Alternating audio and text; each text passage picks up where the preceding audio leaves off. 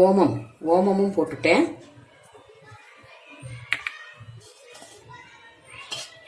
இது ஜீரகப்பொடியும் போட்டாச்சுங்க. இது 1 டீஸ்பூன் மிளகாத்தூளும் போட்டாச்சு. இது மல்லித்தூளும் 1 டீஸ்பூன் போட்டாச்சு. கொஞ்சம் ஜீரகமும் போட்டுக்கணும்னாங்க, ஜீரகமும் போட்டாச்சு. உப்பு தேவையான அளவு உப்பு போட்டுக்கணும்.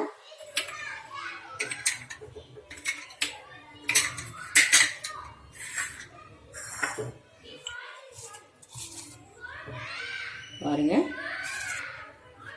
உப்பும் போட்டாச்சு, தேவையான அளவு உப்பு போட்டாச்சு.